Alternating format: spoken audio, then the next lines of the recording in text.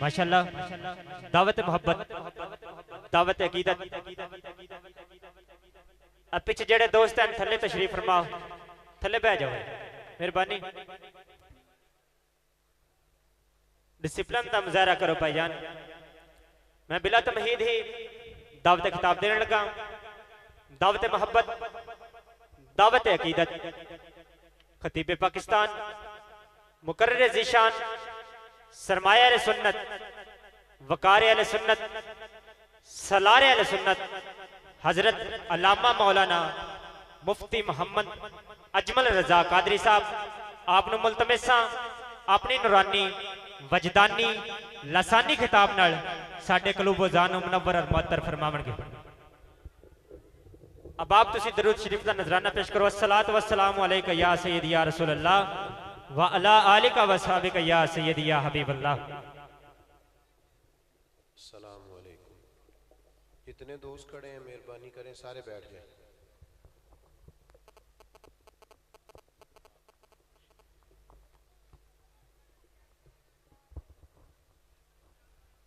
نحمده ونصلی ونسلم علی رسولہ الکریم اما بعد اعوذ باللہ من الشیطان الرجیم بسم اللہ الرحمن الرحیم لقد کان لکم فی رسول اللہ اسوۃ حسنہ صدق اللہ العظیم ان اللہ وملائکتہ یصلون علی النبی یا ایہا الذین آمنوا صلوا علیہ وسلموا تسلیما الصلاة والسلام علیک یا رسول اللہ وعلی آلک واصحابک یا حبیب اللہ سارے دوست درود شریف پڑھیے الصلاة والسلام علیک یا نبی اللہ وعلی آلک واصحابک یا نور اللہ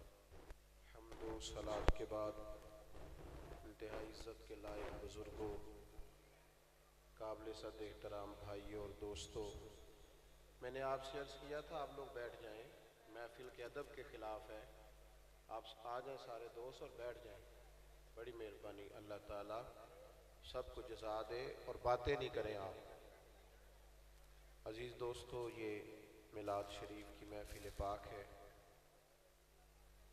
چند ایک گزارشات مختصر سے وقت میں آپ کی خدمت میں عرض کرنی ہے اللہ تعالیٰ نے قرآن حکیم میں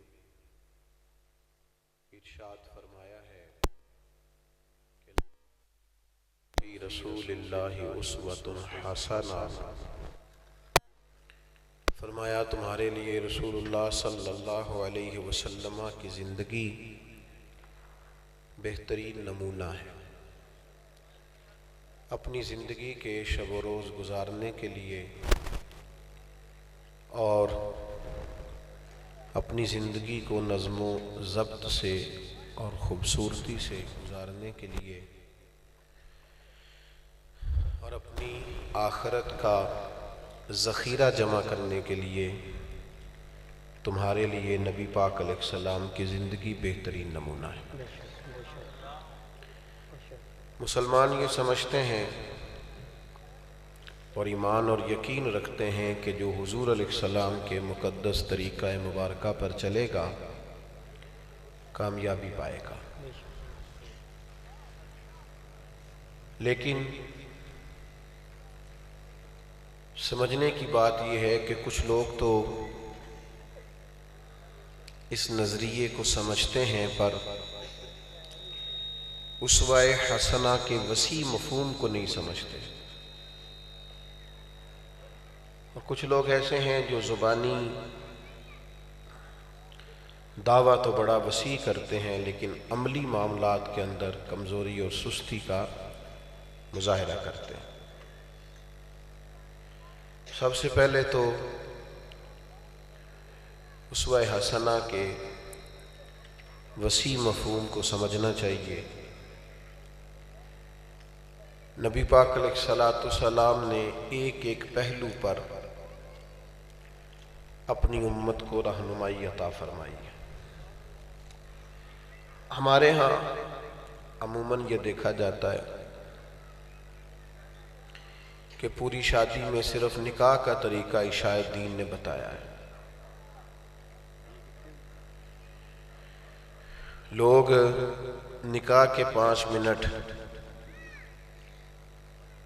تو اپنے آپ کو مومن اور مسلمان تصور کرتے ہیں، لیکن اس سے پہلے اور اس کے بعد میں نہ جانے میں کیا ہوتے ہیں سمجھ نہیں آتی. میرے بھائیوں، دین اسلام نے صرف نکاح کا طریقہ نہیں بتایا، بلکہ حضور علیہ الصلوۃ والسلام کی مقدس اور جامع تعلیمات یہ ہیں کہ کریم نے فرمایا کہ لوگ مال اور حسن دیکھ کر رشتہ کرتے ہیں، تم دین دیکھ کر رشتہ کرنا. گویا رشتہ دیکھنے سے ہی اسلام نے رہنمائی کرنا شروع کر دی. تو یاد رکھیے گا کہ بالکل آغاز سے ہی دین ہماری رہنمائی کرتا ہے. پھر ہمارے ہاں بہت سارے لوگ چھوٹا سا اور سادہ سا اور اپنی مرضی کا مفہوم بہت ساری چیزوں کا بیان کرتے ہیں. مثلاً میٹھا بولنا اخلاق ہے.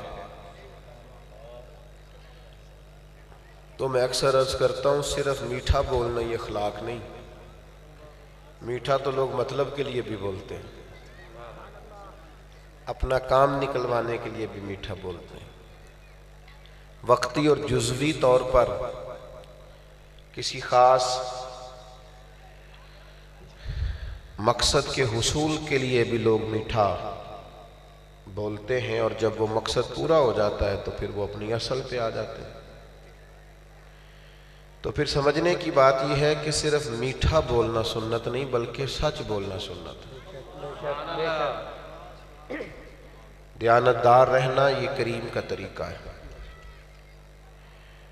حضور سید عالم علیہ الصلوۃ والسلام کا طریقہ یہ ہے کہ جو بھی کہا جائے، جو بھی کیا جائے، وہ اللہ کی مخلوق کے نفع اور فائدے کے لیے کیا جائے.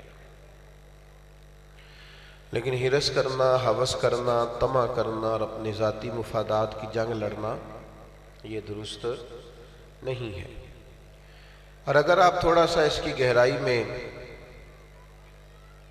اتر کر کے دیکھیں تو حضور علیہ السلام کی جو ادا سب سے پہلے معروف ہوئی تھی اور جس کے سبب سے لوگوں نے حضور علیہ الصلوۃ والسلام کو پکارنا شروع کیا تھا، سب سے پہلے وہ تو صادق اور امین ہونا ہے کہ سچ بولتے ہیں اور دیانتدار ہیں. تو اگر لوگ سچ ہی نہ بولیں، دیانتداری کا مظاہرہ ہی نہ کر پائیں، اور پھر وہ کہیں کہ ہم حضور کی اداؤں کو ادا کر رہے ہیں، تو یہ بات درست نہیں ہے. بلکہ نبی پاک علیہ السلام سے جب پوچھا گیا کہ مومن میں بخل کی اور بزدلی کی کمزوری پائی جاتی ہے تو فرمایا کبھی ایسا ہو جاتا ہے. لیکن عرض کی یا رسول اللہ صلی اللہ تعالی علیہ وسلم، کیا مومن جھوٹا بھی ہوتا ہے؟ تو حضور نے فرمایا نہیں، میرا مومن جھوٹ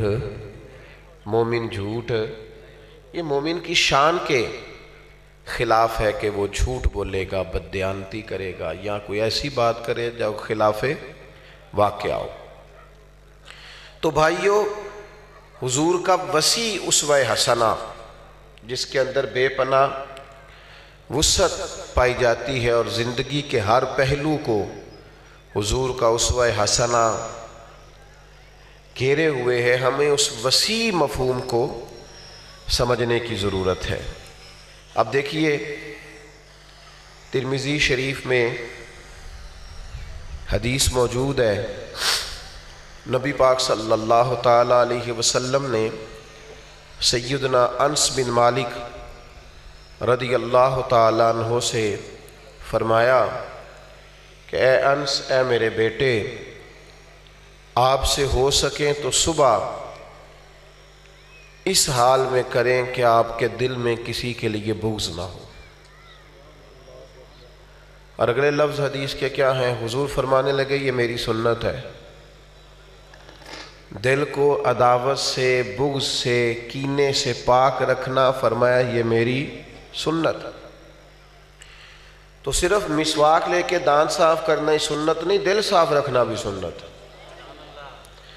اس وسیع مفہوم کو، اسوہ حسنہ کے اس وسیع مفہوم کو سمجھنے کی اور عملی زندگی میں اس کے نفاذ کی ہمیں ضرورت ہے۔ پھر میرے بھائیوں یہ بھی دیکھیے کہ نبی کریم صلی اللہ تعالی علیہ وسلم نے ایک معاشرتی زندگی گزاری ہے۔ درود پاک پڑھیے آپ سارے حضرات۔ السلام۔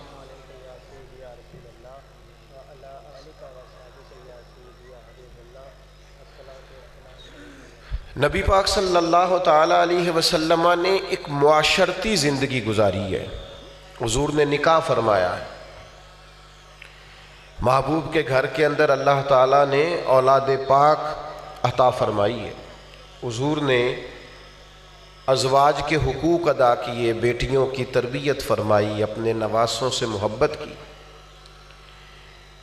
حضرت عثمان ابن مظعون رضی اللہ تعالیٰ عنہ بیان فرماتے ہیں کہ جب عرض کیا گیا تھا کہ یا رسول اللہ صلی اللہ علیہ وسلم، ہمارا دل کرتا ہے ہر روز رات کو ساری رات نفل پڑھیں، ہر روز روزہ رکھیں، نکاح نہ کریں۔ تو حضور نے فرمایا میں تم سب سے زیادہ رب کو جانتا ہوں اور میں تم سب سے زیادہ رب سے ڈرتا ہوں، لیکن میں روزہ بھی رکھتا ہوں، افطار بھی کرتا ہوں، نکاح بھی کرتا ہوں۔ تو معاشرتی زندگی کو گزارا جائے، حقوق ادا کیے جائیں، ذمہ داریوں کا احساس کیا جائے، تسبیح کے نام پر، چلے کے نام پر، وظیفے کے نام پر ذمہ داریوں سے نہ بھاگا جائے۔ اسلام اور حضور کا اسوہ حسنہ یہ اس بات کی کبھی دعوت ہمیں نہیں دیتے کہ ہم سارا کچھ چھوڑ چھاڑ کے مسجد میں آ کے بیٹھ جائیں، یہ نہیں کہا۔ اسلام یہ نہیں کہتا کہ آپ تجارت چھوڑیں اور چھوڑ چھاڑ کے مسجد میں بیٹھ جائیں، بلکہ اسلام یہ کہتا ہے تجارت سچ بول کے کریں، رزق حلال اور طیب کمائیں۔ اسلام یہ دعوت دیتا ہے کہ آپ اپنی زندگی کے اندر حقوق العباد صحیح طریقے پر ادا کریں۔ تو اسوہ حسنہ کے اندر جو وسعت ہے اور اس کے مفہوم کے اندر جو ایک عالمگیر سبق ہے، اس سبق کو سمجھنے کی ہمیں ضرورت ہے۔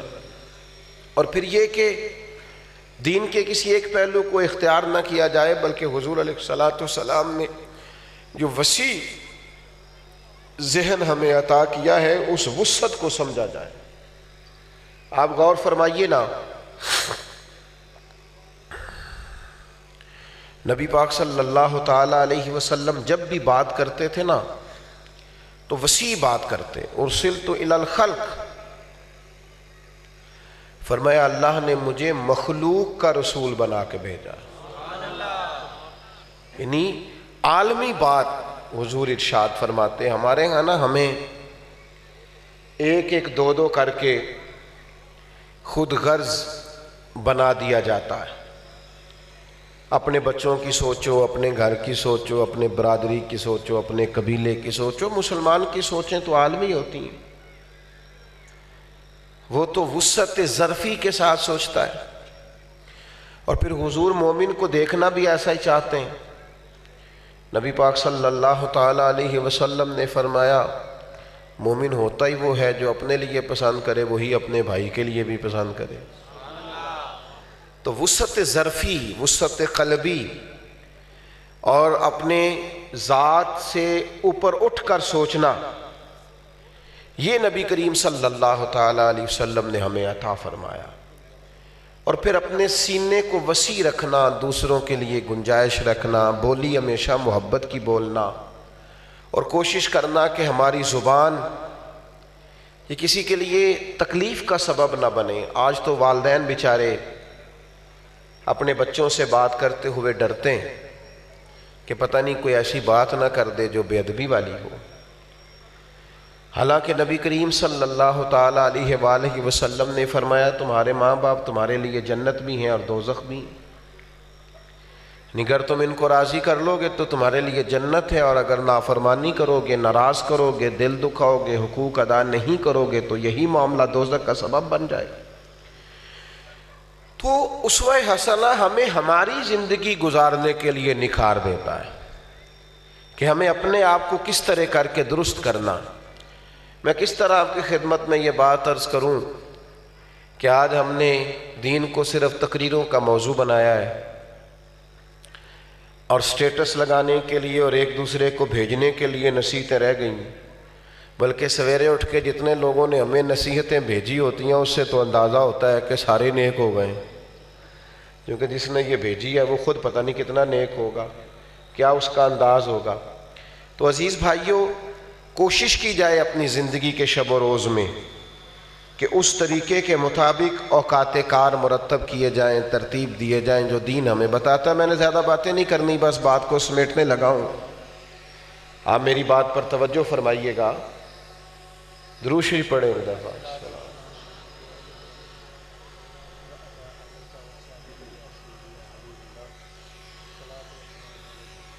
ایک بات اور آپ کی خدمت میں عرض کر کے پھر انشاءاللہ میں اپنی گفتگو کو سمیٹ دوں گا، اس پر آپ نے خاص توجہ کرنی۔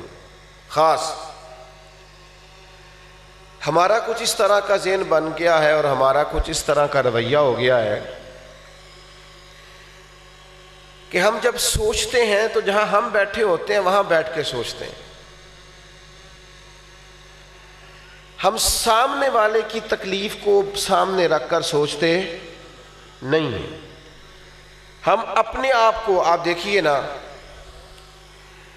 کہ سامنے والا جہاں موجود ہے اور سامنے والا جس جگہ پہ موجود ہے وہ بھی تو ایک تکلیف کا شکار ہے نا، لیکن صرف اپنے درد کو درد سمجھنا اور کسی اور کی تکلیف کو تکلیف نہ جاننا یہ خود غرضی ہے۔ حضور سید عالم صلی اللہ تعالیٰ علیہ وسلم کا جب ہم اسوہ حسنہ دیکھتے ہیں اور حضور کے طریقہ مبارکہ کو جب ہم پڑھتے ہیں اور غور کرتے ہیں تو ایک رعنائی اور دل کے اندر ایک عجیب کشش پیدا ہوتی ہے۔ آپ غور فرمائیں کہ حضور علیہ الصلوۃ نے ارشاد فرمایا جب میں نماز پڑھانے کے لیے کھڑا ہوتا ہوں تو میرا دل چاہتا ہے میں لمبی نماز پڑھاؤں، لیکن حضور فرماتے ہیں کہ پیچھے سے نہ کسی بچے کے رونے کی آواز آتی ہے، نماز ہو رہی ہے جماعت میں کسی بچے کے رونے کی آواز آتی ہے تو حضور فرماتے ہیں میں نماز مختصر کر دیتا ہوں، اس لیے کہ اس کی ماں کو تکلیف ہو رہی ہوگی اس کے رونے سے، نماز ختم ہو تاکہ ماں کی اور بیٹے کی ملاقات ہو۔ یعنی آپ اندازہ کریں کہ اللہ کی نماز میں محبوب اس بات کا خیال رکھتے ہیں کہ دوسرے کہاں پہ ہیں، انہیں تکلیف تو نہیں ہو رہی۔ اللہ کی نماز میں آپ کو جیسا کہ میں نے عرض کیا میری گفتگو تو مکمل ہو گئی ہے، میں بات سمیٹنے لگا ہوں۔ درجنوں احادیث ہمیں کتب احادیث میں ملتی ہیں۔ حضور فرماتے ہیں میرا دل چاہتا ہے کہ میں ہر وضو کے ساتھ مسواک ضروری قرار دے دوں، لیکن فرمایا تمہیں تکلیف ہوگی لہٰذا میں یہ ضروری قرار نہیں دیتا۔ فرمایا دل کرتا تھا کہ عشاء کی نماز پڑھاؤں، تہجد کی نماز ضروری قرار دے دوں، لیکن تمہیں تکلیف ہوگی لہٰذا میں یہ ضروری قرار نہیں دیتا۔ درجنوں چیزیں ہمیں ایسی ملتی ہیں۔ اب ہم کیا کرتے ہیں، ہم ان ساری چیزوں کو حضور کے اس مقدس اسوہ حسنہ کو سمجھتے بھی ہیں، سنتے بھی ہیں، کتب احادیث میں کتب سیرت میں پڑھتے بھی ہیں، لیکن حال یہ ہے کہ بس اس کو نشستن گفتن برخاستن تک رکھتے ہیں، دوسروں کی تکلیف کو سمجھتے نہیں، محسوس نہیں کرتے۔ اس کا لازمی نتیجہ یہ نکلتا ہے کہ سوسائٹی کے اندر وہ خوبصورتی پیدا نہیں ہوتی جو کہ حضور کی سنت کی برکت سے ہونی چاہیے۔ تو وسیع مفہوم اسوہ حسنہ کا سمجھیں، ایک تو زندگی سچ بول کے گزاریں، बददियानती नहीं, फरेब नहीं, धोखा नहीं, फ्रॉड नहीं। हमारे हज़रत साहब उस्ताद साहब तो ये फरमाया करते थे कि तुम जुमे का टाइम रखो तो ये ना कहो कि 2:15 बजे जमात खड़ी होगी, कहो भाई 2:15 बजे तक आ जाइएगा, इंशाल्लाह मुनासिब वक्त पे जमात हो जाएगी। कभी एक आध मिनट ऊपर नीचे भी हो जाता है, ऐसा ना हो कि झूठ हो जाए। लोगों का इत्मीनान उठता है, लोग उस चीज़ से फिर आगे पीछे हट जाते हैं कि यार इसने कहा क्या है और ये कर क्या रहा है। तो सच्चाई के साथ, दयानतधारी के साथ, और फिर सबसे बड़ी बात ये कि दिल बड़ा हो, ज़हन वसी हो, उस वुसअत ज़र्फ़ी के साथ इंसान अपनी ज़िंदगी में लोगों के साथ मामला करे। और फिर सबसे बढ़ के ये कि दूसरों की तकलीफ़ को तकलीफ़ जाना जाए। तशरीफ़ रखें। दूसरों की तकलीफ़ को तकलीफ़ समझे, दूसरों के दुख को दुख समझे, दूसरों की परेशानी को परेशानी समझे। सिर्फ हमारा दुख ही दुख नहीं, हम ही सिर्फ आजमाइश में नहीं, आप दूसरे की तकलीफ़ को जब समझेंगे तो सोसाइटी में खैर पैदा होगी। आखिरी बात मेरी आपके लिए यही है कि आप जहाँ भी हैं दूसरे की तकलीफ़ को भी तकलीफ़ समझें। अपने आप को उस जगह पे रख के सोचें जहाँ सामने वाला खड़ा है, उस जगह पे अपने आप को मौजूद करके फिर आप मामला करेंगे तो आपके लिए बड़ी सारी आसानी हो जाएगी। यानी ड्राइवर गाड़ी चला रहा है और साथ साथ सो रहे हैं, लेकिन अगर किसी जगह किसी मजबूरी से उस शख्स को ब्रेक लगानी पड़ी है तो ये सो के उठा है, उठ के कहता है यार ध्यान ना चलाना, वो जनाब आप सोए हुए थे पर आराम कर रहे थे, वो बेचारा सारी रात का या कई घंटों का ड्राइविंग कर रहा है, आपको उसके दर्द का एहसास ही नहीं है। और आपने, अगर आपकी आंख खुली है तो आपने आंख खोलते ही तनकीद कर दी है, मामले को समझे तो सही। और इस तरह की 20 चीज़ें हमने अपनी ज़िंदगी में नोट की कि लोग सिर्फ अपने दर्द को, अपनी तकलीफ़ को तकलीफ़ जानते हैं। जब हम दूसरों का दर्द महसूस करने लगेंगे, नबी पाक अलैहिस्सलाम की ये शान अल्लाह ने कुरान में बयान की कि अज़ीज़ुन अलैहि मा अनित्तुम, फरमाया मुश्किल में तुम पड़ते हो तकलीफ़ मेरे नबी को होती है। हरीसुन अलैकुम, वो तुम्हारी भलाई चाहने में जल्दी करते हैं। ये सरवरे कायनात अलैहिस्सलाम को अल्लाह ताला ने कल्बे अतहर दे के भेजा कि दूसरों की तकलीफ़ को महबूब महसूस करते।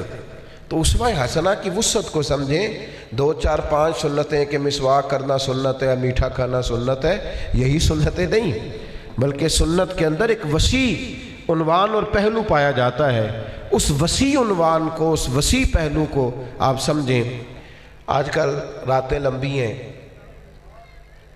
तहज्जुद पढ़ना आसान है, और तहज्जुद मेरे नबी की अजीम सुन्नत है, लेकिन उसके लिए थोड़ा सा आपको मोबाइल को साइड पे करके जल्दी सोना पड़ेगा। जल्दी सोएंगे तो सुबह जल्दी उठेंगे, लेकिन अगर मोबाइल के साथ वक्त गुजारेंगे तो फिर ज़ाहिर है देर से सोएंगे तो सवेरे देर से उठेंगे। मैं अल्लाह के हुजूर दुआ करता हूँ जो मैं कह सका हूँ अल्लाह उसे कबूल फरमाए, और बात करते जहाँ भूल गया अल्लाह ताला दरगुजर फरमाए। मेरा ख्याल है महफ़िल जारी रहेगी, अभी महफ़िल अभी जारी है। आप सब तशरीफ़ रखें और अगले प्रोग्राम को देखें। वमा अलैना इल्लल बला। उठे नहीं जी, उठे नहीं, जो कहा है वो करें, बैठ जाएं। अल्लाह जज़ाए खैर। माशाल्लाह। सारे दोस्त बाब अपनी जगह पर तशरीफ़ रखो, महफिल शुरू है, नज़्मो ज़ब्ता मुज़ाहरा करो। सारे दोस्त बाब अपनी अपनी जगह पर तशरीफ़ रखो।